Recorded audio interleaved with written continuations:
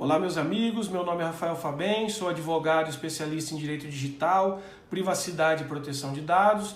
Estou aqui hoje para falar um pouco com vocês sobre a Lei 13.709 de 2018, ou a famosa Lei Geral de Proteção de Dados, a LGPD.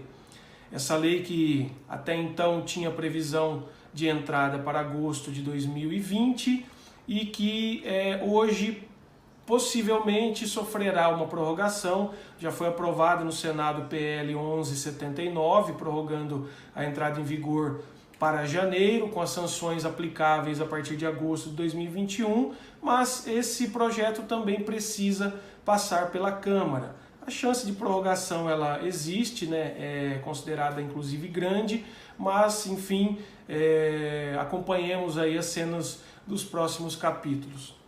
O Brasil é um dos últimos países, na verdade, a ter para si uma lei específica para a proteção de dados pessoais.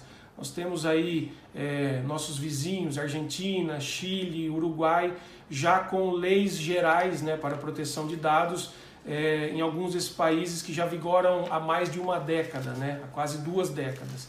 É muito importante que nós tenhamos aí também uma conceituação histórica de como o panorama da privacidade e proteção de dados no Brasil veio se alterando ao longo de algumas décadas, né?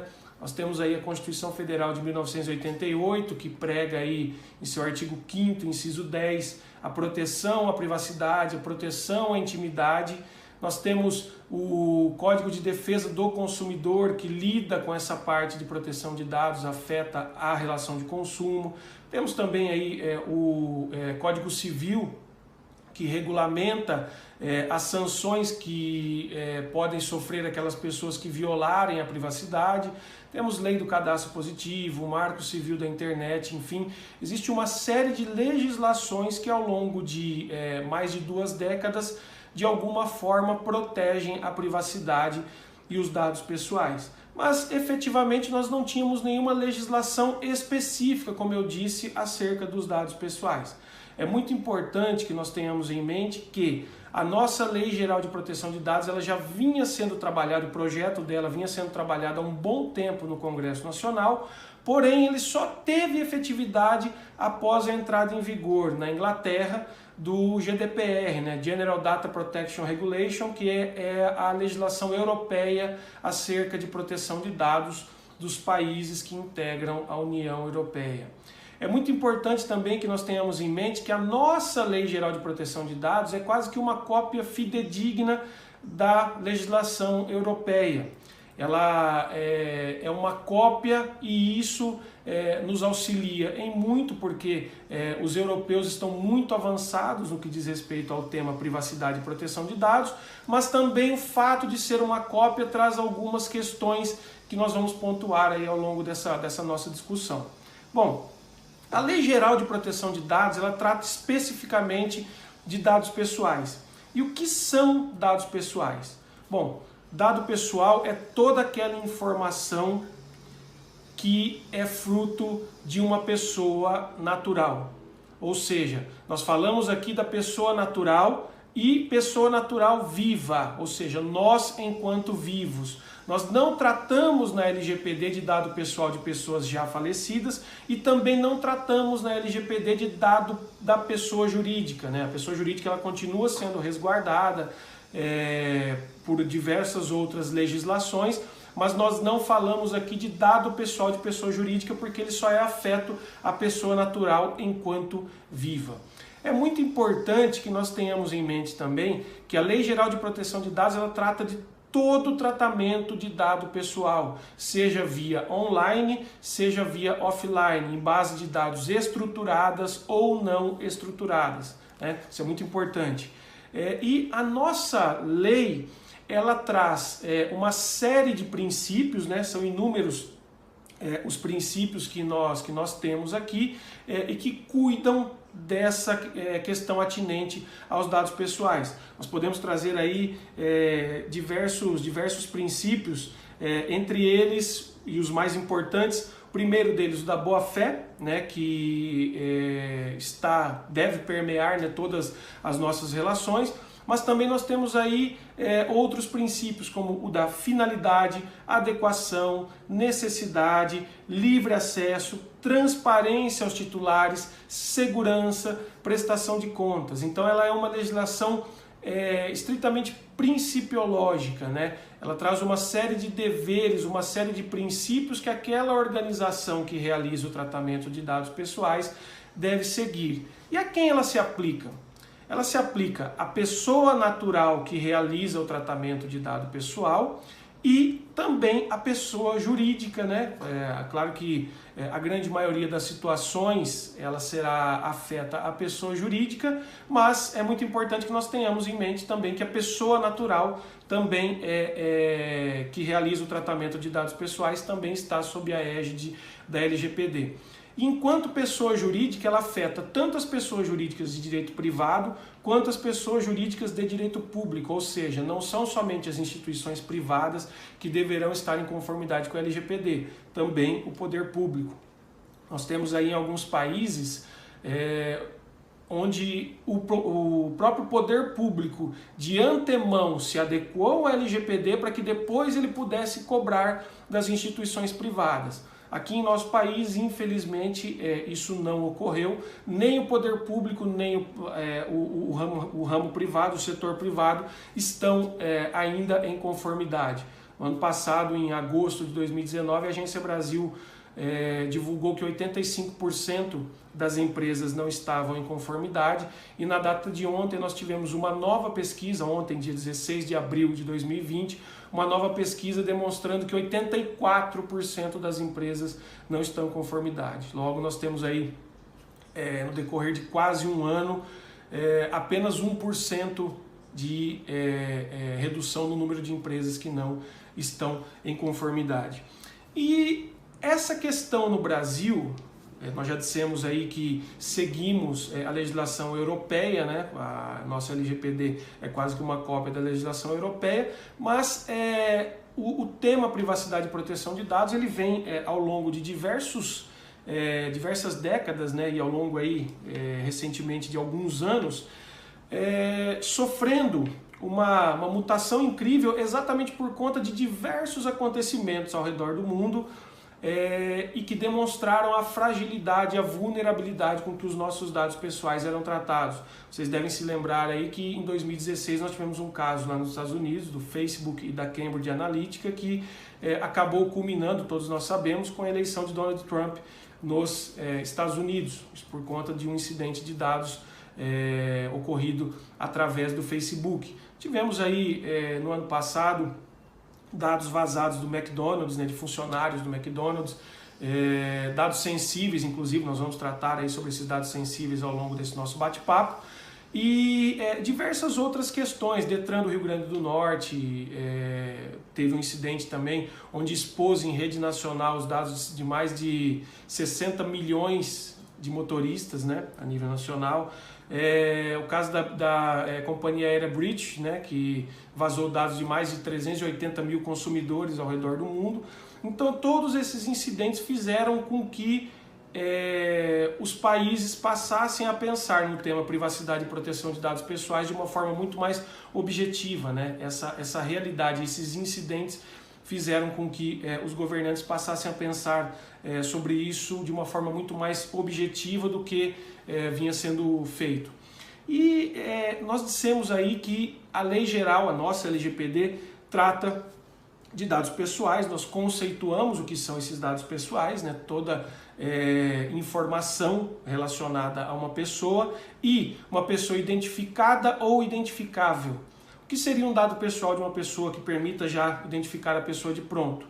O nome dessa pessoa, enfim, uma foto, né, uma imagem dessa pessoa já permite com que eu tenha acesso à informação de que especificamente eu consigo linkar aquela informação ao titular do dado pessoal. Mas uma informação que pode tornar uma pessoa identificável. O IP de uma máquina, por exemplo, né, associado a diversas outras informações, ele permite com que eu chegue até o titular do dado pessoal. não é? Uma tatuagem permite com que eu chegue até o titular do dado pessoal. Então, o dado pessoal é uma informação que já me permite de pronto chegar até o titular do dado. O titular nós já dissemos que é a pessoa natural viva, mas também informações que me permitam ter aquela pessoa como identificável, ou seja, eu associo algumas informações e chego àquele titular de dado pessoal. Eu associo endereço, CPF, geolocalização, por exemplo, e eu sei quem é aquele titular de dado pessoal. E o tratamento desses dados pessoais ele pode ocorrer de que forma? Quais são as hipóteses que permitem com que as empresas realizem o tratamento do dado pessoal? Bom, nós temos aqui diversas bases legais, né? A primeira, sem sombra de dúvida, é a base legal do consentimento, né? Nós temos aqui o consentimento é a manifestação livre, inequívoca, informada do titular dos dados pessoais, permitindo que aquela pessoa natural ou jurídica, de direito privado ou público, realize o tratamento de dados pessoais. Podemos citar como exemplo aí uma situação em que eu assino um termo de consentimento autorizando que a determinada operadora de plano de saúde X trate os meus dados pessoais para conseguir aí a cotação de um seguro de vida ou do meu plano de saúde, do meu seguro saúde, enfim. Nós temos também cumprimento de uma obrigação legal como base legal, ou seja, posso trazer aí como exemplo aquela pessoa, aquele empregador que, de posse dos dados pessoais de seus funcionários, para o cumprimento de uma obrigação legal perante a Receita Federal, perante a Previdência, enfim, ele não precisa do consentimento para tratar aqueles dados pessoais, para informar a Receita, para informar a Previdência, enfim.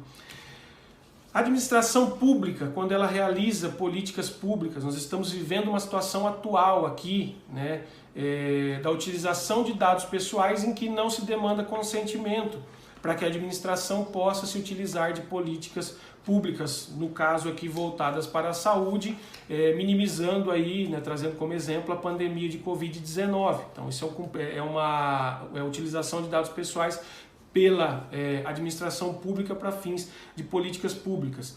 Órgãos de pesquisa, nós devemos ter sempre em mente aqui que nós falamos de órgãos de pesquisa que têm a pesquisa em seu DNA, ou seja, de forma institucional lidam com pesquisa. Execução de contrato, nós temos aí, eu acabei de citar um exemplo em que eu consinto para que aquela determinada operadora de plano de saúde realize o tratamento dos meus dados. Mas eu dei o consentimento somente para que ela cotasse o plano de saúde, enfim. Se eu assinei um contrato com essa operadora, evidente que para que o meu contrato continue sendo executado por essa operadora, ela continuará realizando o tratamento dos meus dados e aí não demandará também o consentimento. Nós temos aí exercício regular de direitos. Exercício regular de direitos, podemos trazer esse próprio exemplo da operadora. Eu vou a juízo porque ocorreu algum problema durante o meu contrato e essa empresa ela realizará o tratamento dos meus dados para que ela possa se defender na esfera administrativa, na esfera judicial e também na esfera arbitral. Devemos ter em mente aí que nessa questão arbitral devemos observar também a questão atinente à lei de arbitragem, mas para que ela possa executar, para que ela possa exercer regularmente esse direito, ela pode realizar o tratamento dos meus dados.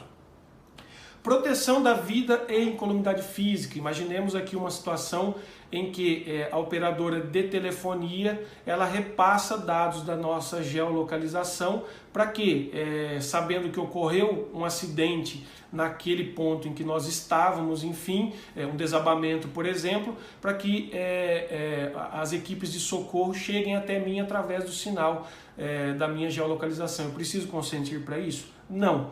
Então, para que exista essa proteção à vida e incolumidade física, também não demandaria consentimento.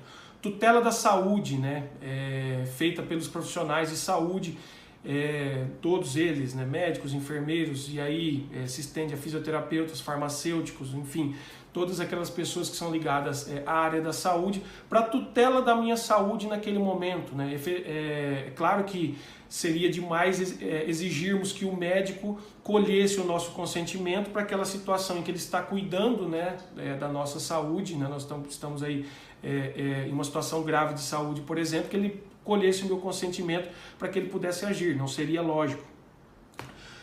Proteção ao crédito, né?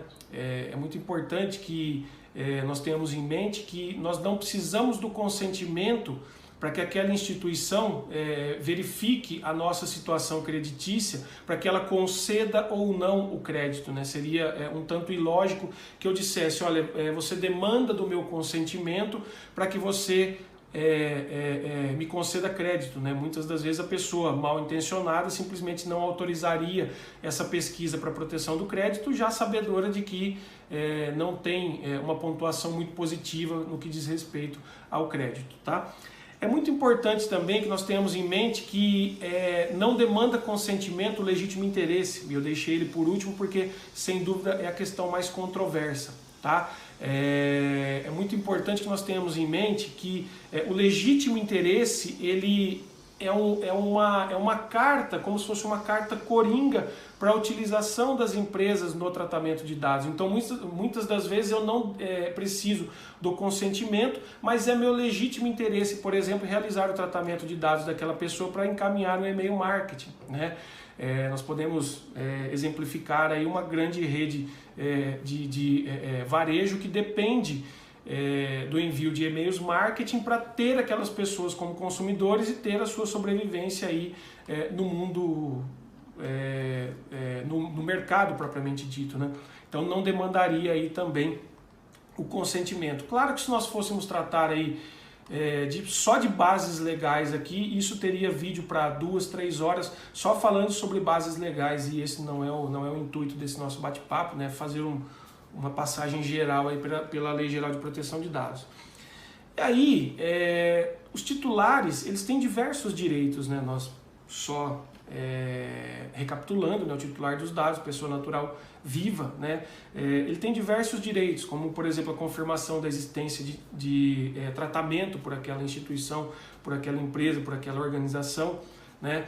Ele pode requerer a essa empresa, olha, vocês estão realizando o tratamento dos meus dados pessoais ainda, já foi finalizado, como é que está isso daí? E a empresa tem a obrigação de repassar essas informações. Acesso aos dados, correção dos dados, né? Ele entra lá, ele verifica que o cadastro dele está de forma equivocada, ele pode exigir essa correção.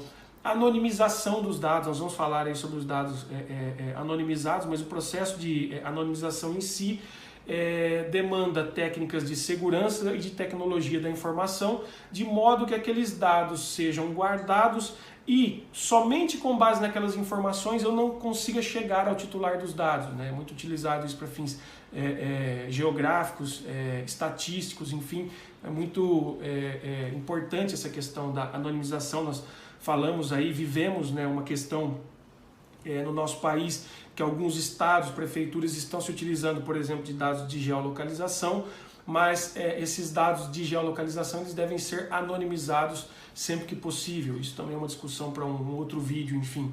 Portabilidade desses dados, né? Os meus dados eles são tratados pela operadora A, eu posso exigir que eles sejam tratados aí pela operadora B, né? E eu posso exigir a portabilidade dos dados.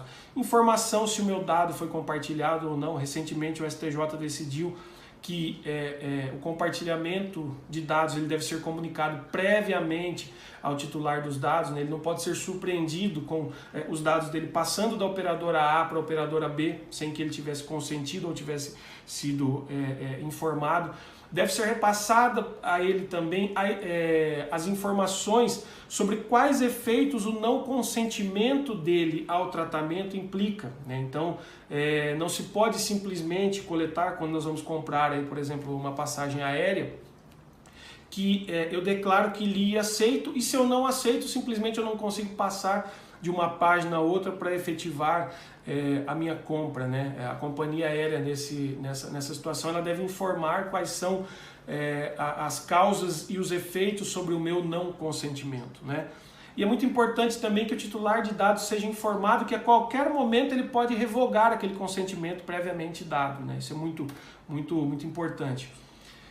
Nós temos aqui algumas exceções, eu vou pontuá-las de forma bastante clara e objetiva, onde não se incide o tratamento de dados pessoais dessas pessoas. Pessoa natural, para fins estritamente particulares. Então, a minha agenda aqui, que eu tenho informações de outras pessoas, mas que eu me utilizo somente para fins particulares e não econômicos, LGPD não se aplica. Fins jornalísticos, artísticos ou acadêmicos, aqui vai uma discussão também que nós ficaríamos aqui 2 horas falando só sobre o que são fins jornalísticos, artísticos e acadêmicos, enfim, mas é bom que vocês tenham em mente que também não se aplica LGPD. Segurança pública, defesa nacional, defesa do Estado, investigação de crimes, também nós tiramos fora da égide da LGPD, e situações onde o tratamento de dados ocorre fora do território nacional, sem comunicação, sem uso compartilhado, aqui também nós estamos fora da área de abrangência da LGPD. É muito importante que vocês tenham em mente também o que são dados pessoais sensíveis. Nós já conceituamos o que são dados pessoais, mas existe também uma categoria que são os dados pessoais sensíveis, que são todos aqueles dados que podem colocar a pessoa, quando expostos, evidentemente, em uma situação de vulnerabilidade, de discriminação. Dados médicos, dados religiosos, filiação partidária, filiação sindical, opção sexual, enfim, nós estamos aí em pleno século XXI e nós temos que ainda positivar essa questão referente aos dados pessoais sensíveis, porque nós sabemos que não somente em nosso país, né, mas em muitos outros, esses dados, quando expostos, eles podem tornar, né, podem colocar a pessoa em uma situação de fragilidade. E aí nós falamos aí da geolocalização utilizada por prefeituras, por governos, enfim, essa questão da geolocalização também ela pode ser um dado pessoal sensível, porque eu posso ter informações de geolocalização que demonstrem que a pessoa A, B ou C está todos os dias naquele momento em uma igreja, por exemplo, né? Então isso é uma situação também que é dado pessoal sensível. E toda vez que nós falamos de consentimento para tratamento de dados pessoais sensíveis, como eu disse aí, né, eu estou passando consentimento para uma operadora de plano de saúde, para que ela cote o meu seguro de vida, enfim, esse consentimento ele deve ser destacado, ele deve ser de uma forma muito clara, de uma forma muito mais possível de ser verificada pelo titular dos dados, e o consentimento ele deve dizer também de forma clara que naquele momento ali eu estou autorizando que aquela pessoa trate inclusive de dados pessoais sensíveis, né? Uma questão bastante polêmica também, tá bom? Dados pessoais de crianças e adolescentes, a lei trata também, é sempre no melhor interesse do menor, também deve ser colhido o consentimento de pais ou responsáveis e observando-se sempre que possível o Estatuto da Criança e do Adolescente. Nós temos aí, já falei para vocês aí sobre os dados anonimizados, tá? É muito importante que a gente tenha aqui também em mente que os dados eles podem ser conservados também por aquela empresa que realizou o tratamento dos nossos dados pessoais. Nós já falamos lá atrás cumprimento de obrigação legal, então muitas vezes, como exemplo aí, o empregador ele terá que conservar os dados pessoais de seu trabalhador para o cumprimento de uma determinada obrigação legal que ele tem aí, né, ao longo de alguns anos. E aí nós temos aqui também a questão das responsabilidades, né? Responsabilidade solidária nós temos aqui entre o controlador e o operador, né, no tratamento de dados. Quem é o controlador? O controlador é aquela pessoa que determinará a forma como os dados pessoais serão tratados, ou seja, né, podemos trazer em resumo aí o dono de uma empresa, o responsável por determinado departamento de uma empresa que vai determinar a forma como esses dados serão tratados, serão encaminhados e-mails marketing, como é que serão feitos esses contatos, né, com os titulares dos dados. E nós temos o operador, que é aquela pessoa que vai seguir as diretrizes repassadas pelo controlador. Esse operador, toda vez que ele não cumprir com aquilo que a lei determina ou ele fizer o tratamento de forma desconforme aquilo que foi determinado pelo controlador, ele responde solidariamente.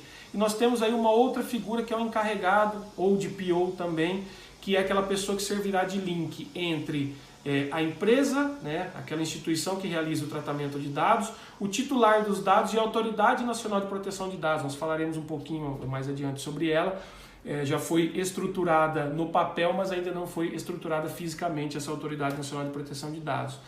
E aqui, meus amigos, é muito importante que vocês tenham em mente que a Lei Geral de Proteção de Dados ela não consagra a responsabilidade objetiva como regra. Responsabilidade objetiva para a Lei Geral de Proteção de Dados somente naquilo que diz respeito a relações de consumo. No mais, nós temos a responsabilidade subsidiária. Não teria razão de ser que o responsável pelo tratamento seguisse todos os princípios, adequasse sua empresa, se quando existe um incidente relacionado a dados pessoais, de qualquer forma ele fosse responsabilizado. Então, se ele demonstrar que esse incidente se deu por culpa de terceiro ou do titular, ele não seria responsabilizado, tá? Muito importante também, eu falei há pouco para vocês aí sobre a Autoridade Nacional de Proteção de Dados, que é quem irá ditar a forma como a Política Nacional de Proteção de Dados será tratada por meio da Lei Geral de Proteção de Dados. Tá? Ela foi criada no ano passado, mas ela só foi criada no papel. Nós ainda não temos uma autoridade estruturada. O Conselho Nacional, por exemplo, de Proteção de Dados, ele deve ter 23 membros e até hoje só foram indicados 2, né? Os professores Danilo Doneda e Fabrício da Mota Alves, um indicado pela Câmara e outro pelo Senado, respectivamente. Tá? Essa autoridade nacional é quem fiscalizará as empresas e quem aplicará as sanções a essas empresas pelo não cumprimento da Lei Geral de Proteção de Dados. E nós falamos aqui de sanções, né? Nós temos aqui uma quantidade considerável de sanções administrativas. Primeira delas, a advertência, aquele puxão de orelha para a instituição que não está em conformidade.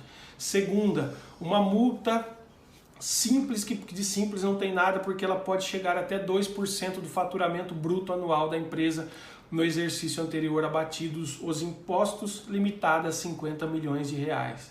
Evidentemente que uma multa de 50 milhões aí, ela sem dúvida pode fechar as portas de uma empresa. Nós temos também uma multa diária limitada a 50 milhões de reais. Tá? Nós temos ainda bloqueio dos dados, suspensão, eliminação desses dados, caso medidas não sejam tomadas. Imaginemos aí plataformas que se utilizam 100% de base de dados, como Uber, como iFood, enfim. Imaginemos essas empresas proibidas de realizar o tratamento de dados pessoais. Elas simplesmente vão à falência. E eu deixei por último aqui, o que é muito, no que diz respeito às sanções, para mim o que é mais grave, que é a publicização da infração. Porque a publicização da infração após apurada, após exercício de contraditório e ampla defesa, ela tem o aspecto reputacional. Ou seja, muitas empresas correm o risco de fechar as portas não pela multa, mas sim por uma má fama de não ter aí segurança no que diz respeito à privacidade e proteção de dados pessoais. Existe uma pesquisa aqui da Veritas que 62% dos consumidores não comprariam de novo em uma empresa que, por exemplo, teve em seu passado aí um incidente de dados pessoais, tá bom? Quais são os desafios da LGPD, já encaminhando para a nossa parte final, para a conclusão do nosso vídeo aqui? A forma como a autoridade nacional irá operar. De que forma? Ela atuará de forma fiscalizatória em um primeiro momento, ou ela já atuará de forma punitiva? Os prazos para respostas das empresas, nós não temos isso de forma muito clara. O tempo de implementação é extremamente longo, claro, nós devemos levar em consideração empresas de pequeno, médio e grande porte, mas o tempo de implementação de uma Lei Geral de Proteção de Dados, da Lei Geral de Proteção de Dados, na verdade, ele é extremamente longo. E nós temos aí o artigo 55J da LGPD, que fala que a Autoridade Nacional de Proteção de Dados é quem vai definir o porte das empresas. Se a empresa pequena ela tem que se adequar às medidas A, B, C, a empresa de porte médio a outras medidas e as empresas de grande porte a medidas muito mais complexas, né? E como eu disse a vocês, a Autoridade Nacional ela está estruturada somente no papel, nós não temos aí uma autoridade estruturada fisicamente para que isso ocorra de plano. E nós teremos, sem dúvida, meus amigos, uma judicialização enorme. Tanto das empresas que foram multadas e que vão discutir no judiciário o valor das multas, enfim, quanto dos titulares, porque muitas vezes para aquele titular a sanção sofrida administrativamente por aquela empresa A, B, C pode não ter sido a sanção correta, né? Então, evidentemente que a judicialização ela tende a aumentar muito e o nosso Poder Judiciário não está preparado para esse tipo de debate, para esse tipo de matéria, né? Os senhores sabem disso. E nós temos aqui, já para concluir, a Lei Geral de Proteção de Dados, meus amigos, ela fará uma seleção concorrencial, ou seja, todas aquelas empresas que estão em conformidade de todas as demais empresas que não estão em conformidade. Evidentemente que o consumidor ele tende a migrar para as suas relações para uma empresa que lida de forma mais segura com os seus dados, né? E isso sem dúvida gerará uma maior credibilidade. Como eu disse lá no início do vídeo, a LGPD ela tinha o início de sua entrada em vigência a partir de agosto de 2020, mas o PL 1179 já foi aprovado no Senado, vai para a Câmara agora, já teve uma aprovação para que ela entre em vigor a partir de janeiro e que as sanções administrativas sejam aplicadas somente a partir de agosto de 2021. Esse projeto, essa prorrogação, ele já foi alvo de 2 notas técnicas nessa semana. Uma do Ministério Público Federal e outra da OAB Federal, dizendo, em resumo, que são contrários a essa prorrogação, que a lei deve sim entrar em vigor a partir de agosto e as suas sanções, de agosto de 2020, né? E as suas sanções aí tudo bem serem aplicadas somente a partir de agosto de 2021. Mas que nós demandamos, sobretudo nesse momento em que dados pessoais sensíveis, dados pessoais em grande monta circulam nas redes sociais e até pelos governos também, né? Temos a Lei 13.879, que diz que o compartilhamento de dados nesse momento entre as instituições é obrigatório. Então nós precisaríamos sim que a lei entrasse em vigor a partir de agosto, para que já tivéssemos efetivamente um diploma legal que tutelasse a privacidade e os dados pessoais. Bom, espero que esse conteúdo tenha sido bom para vocês, né? Tenha sido importante para vocês. Espero vê-los em breve em outros debates aí sobre Lei Geral de Proteção de Dados. Um abraço.